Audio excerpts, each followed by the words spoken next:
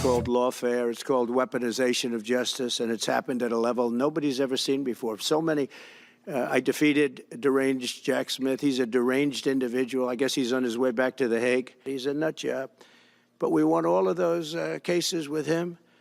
And, I mean, I don't know the judge in Florida, but we had a brilliant judge in Florida that saw right through it.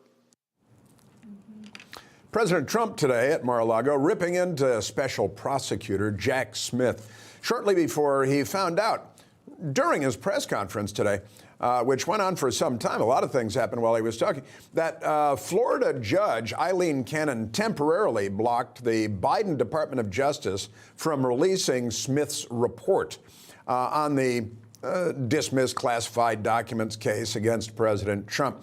Now, Cannon's ruling stands until 3 days after a resolution by an appeals court is made when, when told about the development while he was speaking at the press conference.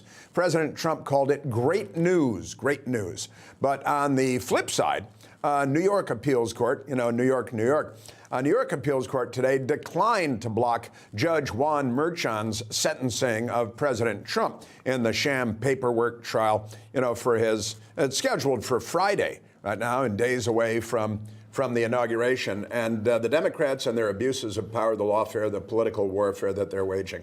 Yeah, it's a disgrace, especially when you look at New York City. You can't ride the subway without getting stabbed or lit on fire. And here you have the judicial system and the law enforcement agencies focusing on Donald Trump. It's really pathetic. It's really sad to see. The American people voted vehemently against this type of behavior. We don't want to be a banana republic, and that's exactly what this seems to be.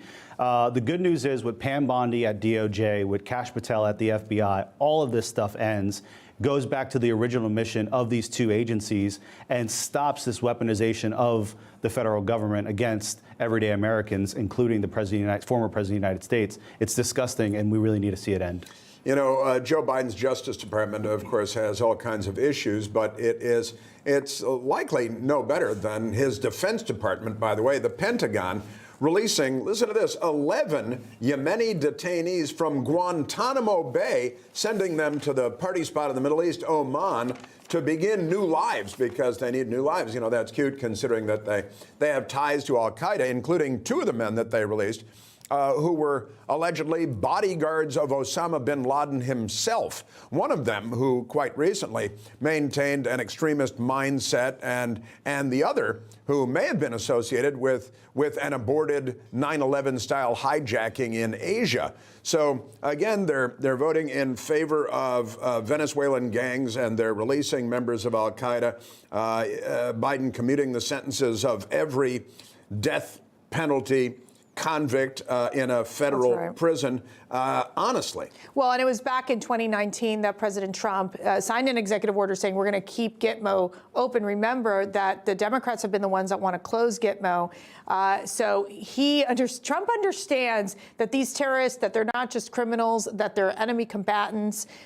He has a very different mentality compared to how the Democrats have approached these 9/11 type of terrorists that are in Gitmo. Honestly, and there's a war being waged against us and against civilization, not just Western civilization, but civilization itself. And I guess the Democrats are just consistently on the wrong side of every issue.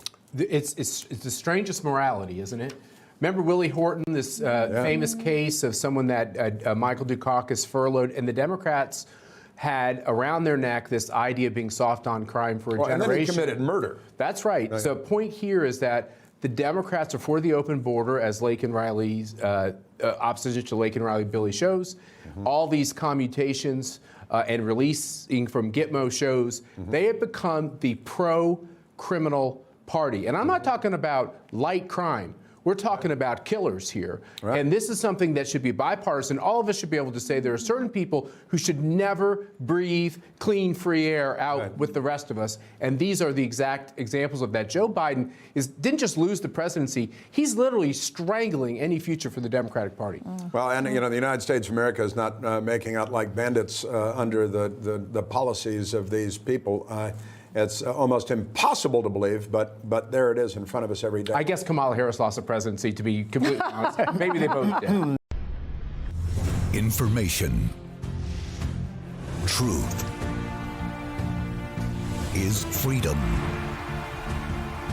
Is Newsmax. It's real news for real people.